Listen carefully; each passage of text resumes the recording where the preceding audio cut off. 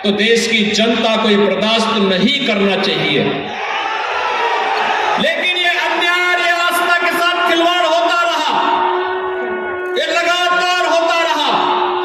याद करिए 2005 में जब राम सेतु को तोड़ने की साजिश रची थी कांग्रेस नेतृत्व की सरकार ने, और उसके बाद सुप्रीम कोर्ट में इन्होंने जो शपथ पत्र दिया था, उस शपथ पत्र में कहा था कि राम और कृष्ण तो मिथक है, एक काल्पनिक है, इनका कोई अस्तित्व नहीं है।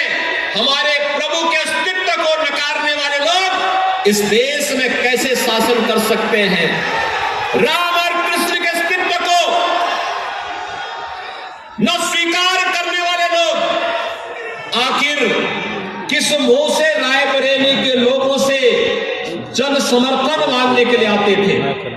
लेकिन मैं आपका अभिनंदन करूंगा कि आज आपके द्वारा चुने गए जनप्रतिनिधि एक एक करके कांग्रेस के इस कलंक से मुक्त होकर के भारतीय जनता पार्टी के साथ जुड़ते गए, और आज ये लोग भारतीय जनता पार्टी के साथ मिलकर के मजबूती के साथ आगे बढ़कर के रायबरेली के समग्र विकास में अपना योगदान देंगे। भाइयों बहनों, जन विश्वास यात्रा इन्हीं उपलब्धियों को लेकर के आपके बीच आई है। ये जन विश्वास यात्रा 2017 के पहले का उत्तर प्रदेश और 2017 के बाद का उत्तर प्रदेश आपके पास है। आपने 4 दिन 5 दिन पहले देखा होगा, कुछ घटनाएं घटित हुई थी उत्तर प्रदेश में। भाइयों बहनों, घटना अचानक नहीं हुई है, कारण थे। 2017 के पहले उत्तर प्रदेश में प्रधानमंत्री आवास योजना में मात्र 18,000 लोगों के लिए मकान स्वीकृत हुए थे, आवंटित नहीं हुए थे। किसी का मकान, एक भी मकान नहीं बना था। और 2017 से अब तक हम प्रदेश में 43 लाख गरीबों को एक एक आवास उपलब्ध करवा चुके हैं। ये 43 लाख गरीबों को एक एक आवास आज जो प्राप्त हुआ है, 2,61,00,000 लोगों को जो शौचालय प्राप्त हुए हैं। भाइयों बहनों, पैसा पहले भी था, लेकिन पहले वो पैसा कैसे सत्ताधारी दल के नेताओं की जेब में और उनकी तिजोरियों को भरने में लगाया जाता था, आज जब जेसीबी से उनकी दीवारों को तोड़ करके पैसा निकाला जा रहा है, आप भी देख रहे होंगे नोटों की ढेर निकल रही है, नोटों की गड्डियां निकल रही हैं और लोग सफाई दे जा रहे हैं। समाजवादी इत्र का नारा देने वाले प्रदेश में किस प्रकार का बदबू, भ्रष्टाचार का बदबू फैलाते थे, यह दृश्य भी उत्तर प्रदेश वासियों ने देखा है। और भाइयों बहनों, एक बात और समझ में आई होगी, आप सबने देखा होगा कि 2016 में जब मोदी जी ने नोटबंदी की घोषणा की थी, तब समाजवादी पार्टी इसका विरोध क्यों कर रही थी? अब तो समझ में आ गया होगा, क्योंकि इनके घरों में नोट की गड्डी भरी हुई थी। देश के विकास के लिए, प्रदेश के विकास के लिए जो पैसा लगा था, जो लगना था, उस पैसे को वहां न लगा करके इन लोगों ने अपने घरों को भरने के लिए लगाया था, और वही पैसा आज जब निकाला जा रहा है तो इनको बुरा लग रहा है। भाइयों बहनों, समाजवादी पार्टी रही हो या कांग्रेस या फिर बहुजन समाज पार्टी, भ्रष्टाचार इनके जीन्स का हिस्सा बन गया है। भ्रष्टाचार के बगैर इनका काम ही नहीं चलता, विकास इनकी कोई सोच नहीं। याद करिए 2017 के पहले किसानों की स्थिति क्या थी, युवाओं की स्थिति क्या थी, प्रदेश के अंदर महिलाओं की स्थिति क्या थी, कैसे भेदभाव होता था, कैसे गुंडा राज की स्थिति थी, कैसे पर्व और त्योहार आते थे और पर्व और त्योहार आते ही प्रदेश में दंगे शुरू हो जाते थे। मैं पूछना चाहता हूं, 2017 के पहले जो दंगाई प्रदेश के अंदर पर्व और त्योहार के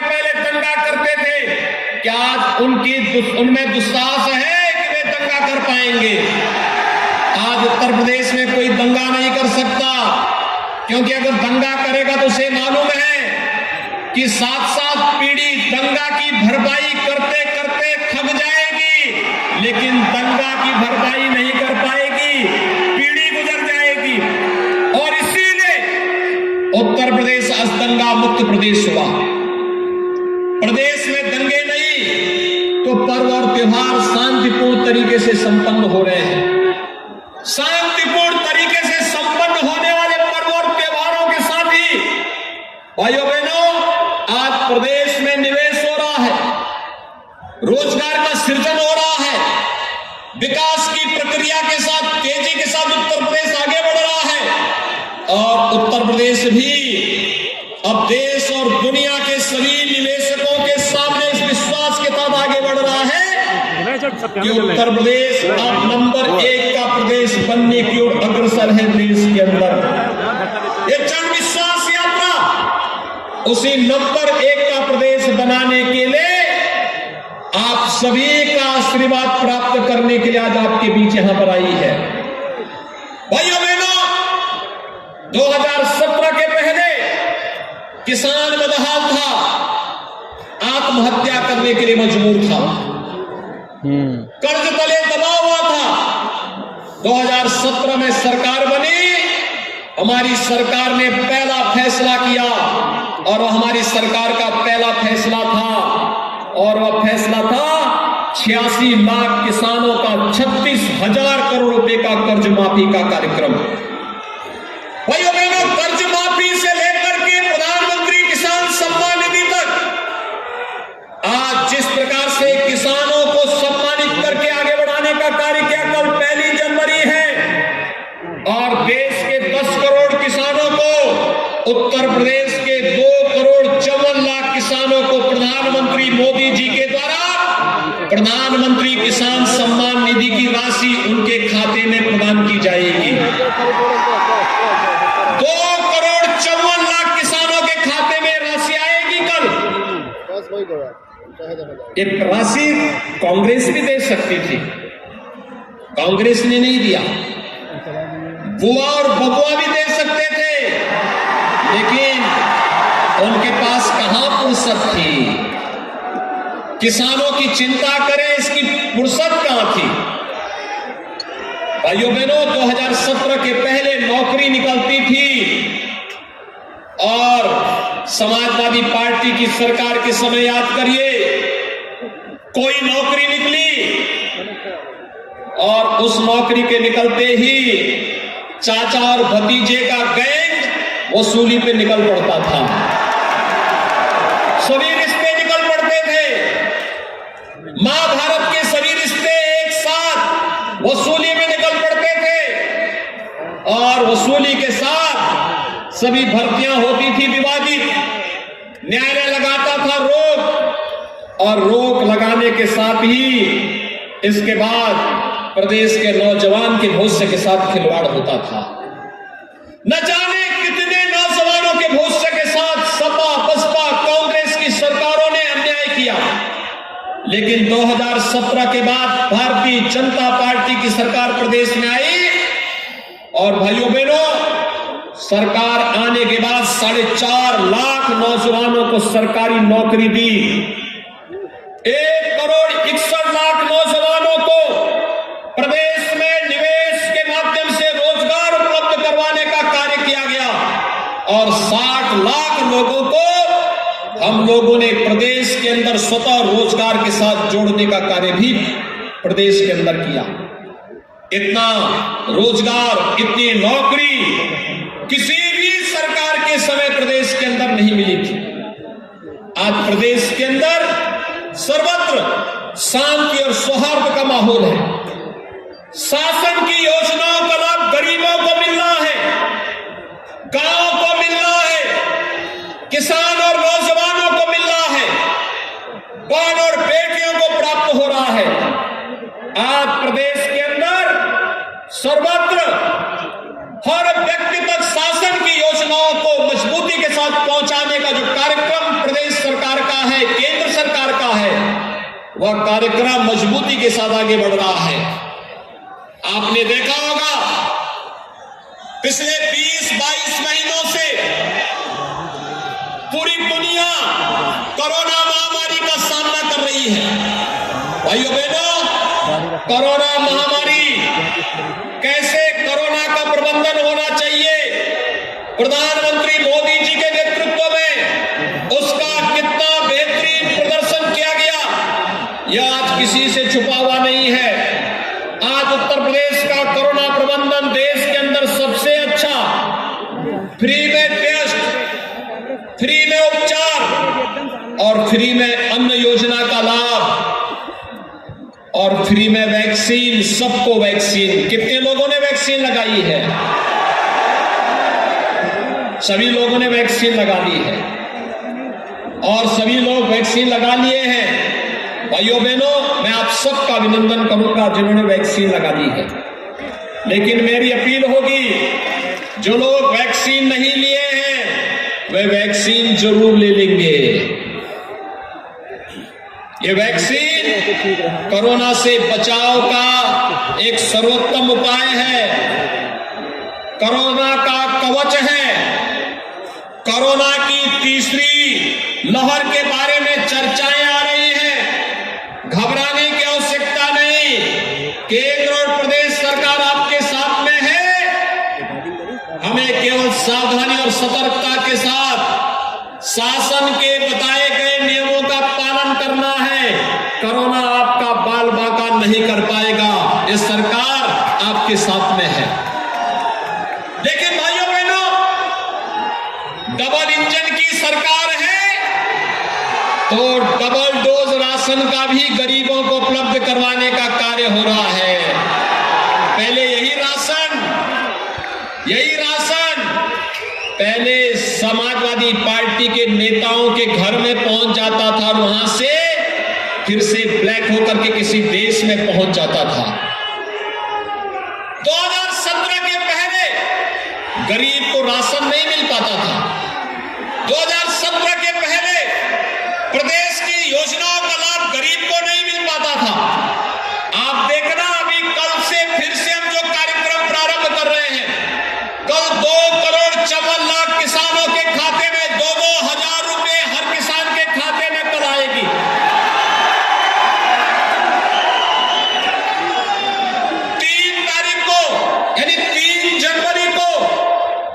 लगभग 4.5 करोड़ श्रमिकों के खाते में 1-1 हजार की राशि आएगी। नोट करते रहिए, तो बता रहा हूं। 5 जनवरी को 1 करोड़ निराश्रित महिलाएं, वृद्धजन और दिव्यांग जनों के खाते में 1-1 हजार रुपए की राशि पेंशन की उनके खाते में उपलब्ध करवाएंगे। हमने उनकी पेंशन की राशि को दुगना कर दिया है।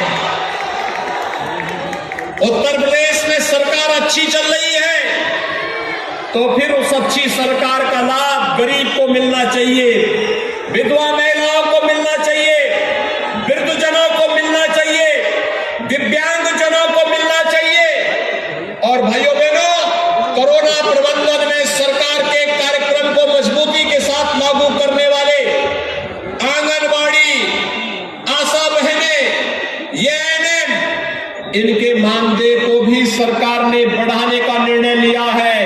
आज हमने इस बारे में कहा है, आशा बहनों के साथ आज प्रातःकाल ही मेरा कार्यक्रम था और मैंने वहां पर उनके बेहतरीन मानदेय को आगे बढ़ाने की कार्रवाई को आगे बढ़ा दिया है।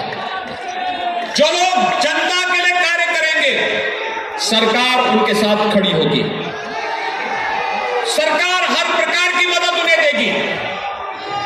और आज यही कहने के लिए हम लोग आपके बीच आए हैं कि भाइयों बहनों, लोक कल्याण का कार्य हो या फिर बड़े बड़े इंफ्रास्ट्रक्चर डेवलपमेंट के बड़े बड़े कार्यक्रम, जहां मेडिकल कॉलेज नहीं वहां मेडिकल कॉलेज स्थापना की कार्रवाई, जहां पे एम्स नहीं वहां एम्स की कार्रवाई। एम्स रायबरेली को 2 वर्ष पहले की सरकार ने उसका संचालन भी आगे बढ़ा दिया। आज कोई समस्या नहीं, समस्या तो देश के लिए कांग्रेस बन गई है, समस्या तो देश के प्रदेश के लिए सपा और बसपा बनी हुई है। आप देखते होंगे समाजवादी पार्टी के बारे में कोई भी सभ्य व्यक्ति एक बात जरूर बोलता है, और किसी भी सभ्य व्यक्ति से आप पूछिए समाजवादी पार्टी का मतलब क्या, तो लोग बोलते हैं कि जिस गाड़ी में सपा का झंडा, समझो बैठा है कोई पेशेवर गुंडा। यानी कोई भी व्यक्ति नहीं बोलता है सपा के झंडे लगे हुए गाड़ी का मतलब अराजकता का ही प्रतीक होता है। अभी आपने देखा होगा कानपुर में प्रधानमंत्री जी आए थे और कानपुर की जनता को मेट्रो की सौगात देने के लिए प्रधानमंत्री जी आए थे। समाजवादी पार्टी के लोगों ने वहां दंगा भड़काने का कार्य किया, लेकिन भारतीय जनता पार्टी के कार्यकर्ताओं और कानपुर की जनता का मैं अभिनंदन करूंगा, जिन्होंने इनके भड़काने का किसी भी साजिश के उसमें ना करके पुलिस ने तत्काल कार्रवाई की और जितने भी ये गुंडे थे सबके खिलाफ प्रभावी कार्रवाई कानपुर के अंदर हुई है। भाइयों बहनों, मैं आपसे यही कहने के लिए आज आया हूं, ये जन विश्वास यात्रा आपका आशीर्वाद लेने के लिए आई है और आपसे यही कहने के लिए हमने विकास भी किया, लोक कल्याणकारी कार्यक्रम भी किया, जनता को सुरक्षा भी दी और आपकी आस्था का सम्मान भी किया। मैं आपसे पूछना चाहता हूं, अयोध्या में भगवान श्री राम का भव्य मंदिर निर्माण का कार्यक्रम क्या ये कांग्रेस कर पाती? क्या कांग्रेस करती? क्या समाजवादी पार्टी करती? और क्या बहन जी से कोई उम्मीद रखते थे क्या? भाइयों बहनों, जो राम और कृष्ण को ही काल्पनिक कह चुके थे, वे मंदिर क्या बनाते? और मैं यही पूछने के लिए आया हूं, फिर कांग्रेस को क्यों ढो रहे थे? अब ढोने की आवश्यकता नहीं, कांग्रेस को अब ढोने की आवश्यकता नहीं, जनता अपने आप उसको उसकी दुर्गति तक पहुंचा चुकी है। राम भक्तों पर गोली चलाने वाले क्या भगवान राम का मंदिर बनाते? पक्का विश्वास है आपको? भाइयों बहनों, भगवान राम का भव्य मंदिर के निर्माण का कार्यक्रम हो। मैं जानता हूं राकेश प्रताप सिंह अपने यहां हर दिन किसी न किसी गांव में अखंड रामायण का पाठ करते हैं और अखंड रामायण का पाठ करके ये कांग्रेस में थे, एक बार मुझे निमंत्रण देने के लिए आए थे और निमंत्रण देने के लिए आए, एक किताब में रामायण का पाठ करा रहा हूं। मैंने कहा भाई आप तो कांग्रेस में हैं। इन्होंने कहा भूल से मैं कांग्रेस में चला गया। मैंने कहा कांग्रेस के नेता, कांग्रेस का नेतृत्व तो राम को मानता ही नहीं, क्योंकि वहां का नेतृत्व कहता राम और कृष्ण तो है ही नहीं है, तो फिर अखंड रामायण का पाठ कैसे हो रहा है?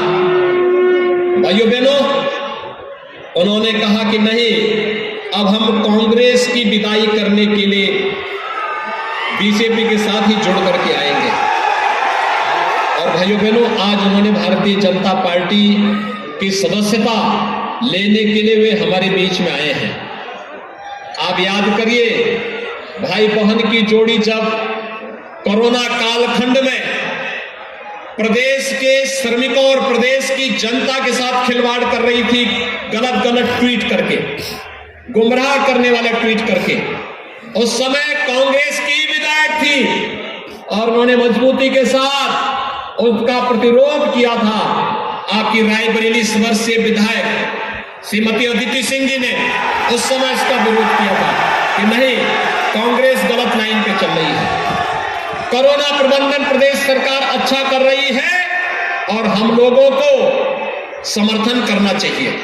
और आज भाइयों बहनों, भारतीय जनता पार्टी की सरकार ने कोरोना प्रबंधन कैसे होना चाहिए, आप सबके सामने इसका उदाहरण प्रस्तुत किया। आज चाहे अयोध्या में भगवान राम के भव्य मंदिर के निर्माण का कार्य हो या फिर काशी में भगवान विश्वनाथ धाम के निर्माण के माध्यम से देश के श्रमिकों के सम्मान को आगे बढ़ाने का कार्यक्रम आपने देखा होगा, ये पहली बार आपने देखा होगा। प्रधानमंत्री मोदी जी ने काशी विश्वनाथ धाम का लोकार्पण किया और लोकार्पण के साथ भगवान शिव का अभिषेक करने के बाद प्रधानमंत्री जी ने सम्मान किसका किया? पुष्प वर्षा किया श्रमिकों के ऊपर, क्योंकि श्रमिक ही वास्तव में राष्ट्र निर्माता है। उन राष्ट्र निर्माण के साथ अपना श्रम लगाने वाले उन श्रमिकों का वंदन करने के लिए भाइयों बहनों, आज केंद्र और प्रदेश सरकार पूरी मजबूती के साथ खड़ी है। और मैं आज के इस अवसर पर एक बार फिर से आप सबका आह्वान करूंगा, इतनी भीषण शीतलहरी में इतनी भारी संख्या में आप सभी लोग यहां पर उपस्थित हुए, जन विश्वास यात्रा का अपार समर्थन आपने यहां पर मुझे दिया है और जन विश्वास यात्रा के माध्यम से आप